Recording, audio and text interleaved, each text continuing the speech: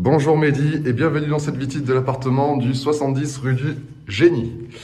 Hop, la porte d'entrée donne directement sur la pièce à vivre que voici. Je précise que l'appartement est encore occupé par les locataires sortants qui seront présents jusqu'à mi-fin janvier, d'où l'occupation et les traces de présence.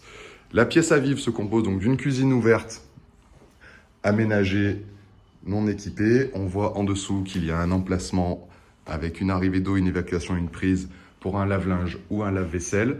L'appartement compte un certain nombre de rangements, à savoir un placard ici pour la cuisine, un ici dans l'entrée, que nous allons voir brièvement, car le suivant n'est pas accessible pour la visite.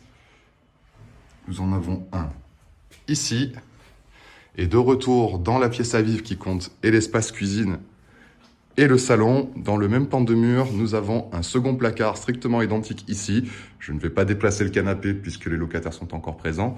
Néanmoins, le placard est également le même que dans l'entrée. Nous avons donc des fenêtres qui donnent côté rue, sur la rue du Génie, qui est une petite rue à sens unique, essentiellement résidentielle. La plupart des commerces et de l'activité se trouvent sur la grande rue parallèle, le boulevard national. Ici, nous sommes au calme relatif. Je dis relatif, car une alarme, certainement d'appartement ou de voiture, nous vrille les tympans depuis une petite demi-heure. Néanmoins, nous sommes derrière du double vitrage PVC récent, qui absorbe énormément le peu de bruit que nous trouvons dans cette rue résidentielle. Nous sommes au chauffage collectif, nous avons des convecteurs.